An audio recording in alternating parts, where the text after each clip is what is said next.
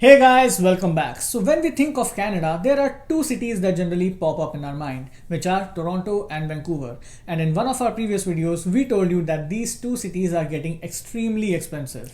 So, a lot of you asked what could be the other cities that one might consider to settle. And let me tell you, there are a lot of other cities full of potential that we will discuss in this video today. So, my name is Tanu. And I'm Nishant, and let's get started. Now, when we started to compile all the information that we know, and on top of that, we did our research as well, we found that there are many potential cities to settle in. So much so that we have a dedicated list of cities for the province of Ontario itself, which we will be discussing today. And we will be coming up with another video where we will discuss about many other potential cities in the rest of Canada. But first, let's talk a bit about Toronto so that we have a reference base with which we can compare other cities.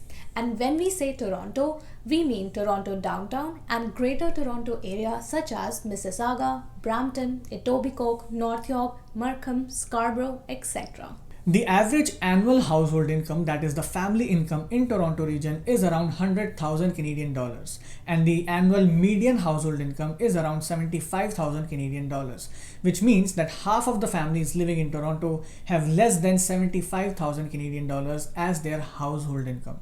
Now let's look at the rental and property prices in Toronto region to see if these are really expensive compared to the income level or not.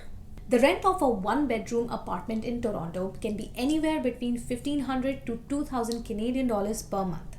And as a rule of thumb, you should not be spending more than 30% of your gross household income on accommodation. But if you are spending more than that, you are probably stretching your budget. But as per the latest statistics, about half of the people living in Toronto are spending more than 30% of their household income on rent. And in fact, scary enough, 1 in every 5 families living in Toronto are spending more than 50% of their household income on rent. Now let's look at housing prices. Again, as a rule of thumb, to roughly calculate your budget for buying a house, just multiply your household income by 5. So for example, if your household income was $100,000 per annum, which by the way is the average income in Toronto, then you could only afford a $500,000 house. But let me tell you, as per the August 2020 data, the average price of houses sold in Greater Toronto area was close to $900,000. And in March 2021, this average price increased to $1.1 million. And the average price of even a condo was close to $700,000. Now you must be getting an idea as to how unaffordable Toronto is getting. And that is why in 2020, more than 50,000 people left Toronto. And it is inevitable that other cities will grow. And they are. In fact, some of them are even within reasonable driving distance to Toronto.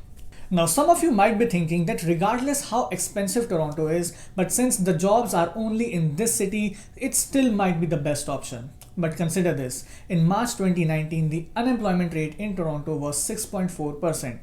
But during COVID, in December 2020, this unemployment rate rose to 10%, which is the highest unemployment rate among all the other cities which we are going to discuss today. So let's start with some great candidates in the west of Toronto.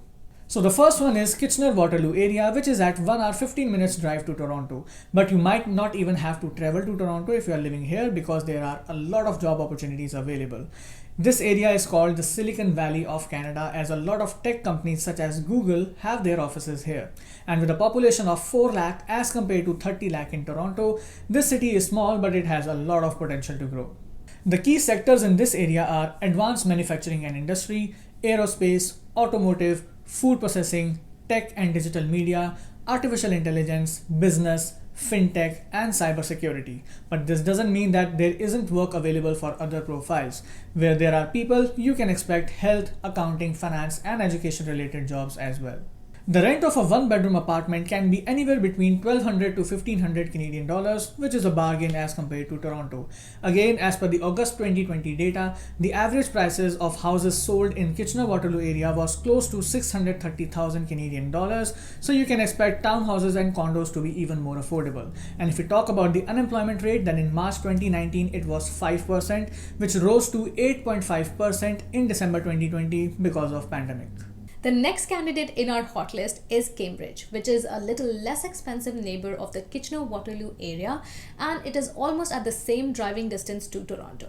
This is a smaller city with a population of just about 1.3 lakh people, and you can rent a one-bedroom apartment for anywhere between $1,200 to $1,400 Canadian dollars. And the average price of houses sold in August 2020 was about $619,000. The key sectors in the city are similar to the Kitchener-Waterloo area, with an addition of nuclear and pharmaceutical industry. The city also welcomes film production, be it large or small. And the unemployment trends in the city are also similar to the Kitchener-Waterloo area. The next city on our list is Hamilton, which is just a 1 hour drive to Toronto, and just like Toronto, you also get to enjoy the lakeshore in Hamilton. It's a bigger city as compared to Kitchener, Waterloo and Cambridge, with a population of 5.8 lakh people, and the rent of a one-bedroom apartment can be anywhere between $1,100 to $1,400 Canadian dollars, and the average prices of houses sold in the Hamilton area in August 2020 was close to $700,000 Canadian dollars. The key sectors in Hamilton are steel production, advanced manufacturing, agribusiness and food processing, tech and digital media, finance, insurance and real estate, creative industries, life sciences, tourism and goods movement. And the unemployment rate in March 2019 was 4.7%, which rose to 8.1% in December 2020, again because of pandemic. The next city on our list is Brantford, which is about 1 hour 20 minutes drive to Toronto. It is a very small city with a population of just about 1 lakh people, and a one-bedroom apartment for rent can be anywhere between $1,100 to $1,300 Canadian dollars per month. And the average prices of houses sold in this area in August 2020 was about $560,000. The key sectors in this area are manufacturing, film and television, beverage and food manufacturing, plastic and rubber production, and warehousing and distribution. The unemployment in this area was 4.7% in March 2019, and it rose to only 6.1% in December 2020. The next city is London, and no, we are not talking about London in the UK, but a city in Ontario. In our opinion, London is a hidden gem which a lot of people are not aware of. Presently, London is about 2 to 2.5 hour drives to Toronto. But there is a high-speed rail proposed that will connect London to downtown Toronto by the year 2025. This will reduce the travel time to about 1.5 hours. And there is another line proposed that will connect London to the Kitchener-Waterloo area as well. It is the 11th largest urban area in Canada with a population of 4.1 lakh people.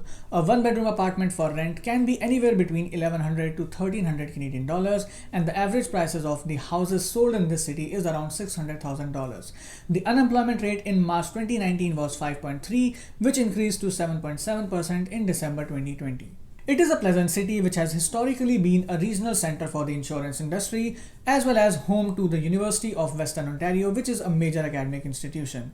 The major sectors in this city are agri-food, manufacturing, digital media, technology, health, finance, insurance and other professional services. London even has its own domestic airport, putting it neck to neck with other cities like Hamilton and Waterloo, which happen to have their own airports as well.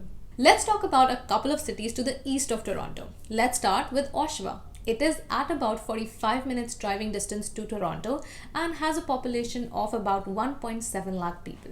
It has a fairly good healthcare system, and it is known to be the 15th smartest city in Canada. A one-bedroom apartment for rent in Oshawa can be anywhere between $1,100 to $1,300 Canadian dollars per month, and the average price of houses in this area is about $700,000.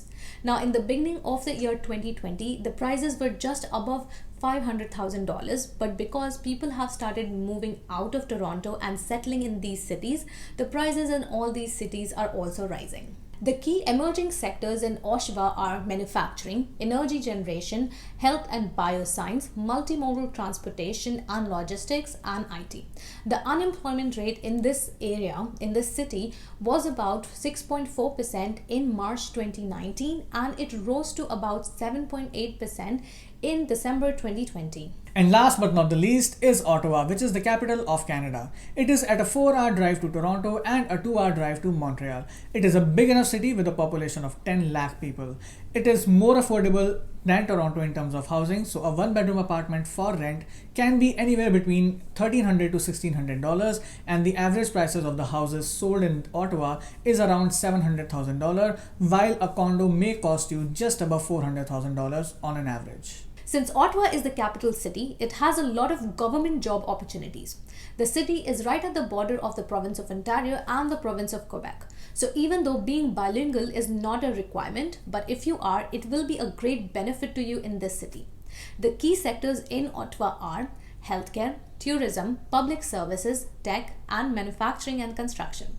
The unemployment rate in Ottawa was 5.1% in March 2019 and it rose to 6.7% in December 2020. That's all for today, guys. I'm sure this video would have helped you to identify some other cities in Ontario that you may consider while you are making your move to Canada. And as we said, that in our next video, we will be discussing about some other potential cities in the rest of Canada as well. So please smash the like button, subscribe to our channel, and don't forget to press the bell icon. And we will see you in our next video. Till then, take care and stay safe. Such as Google have their offices here. That's all for today, guys. Bye.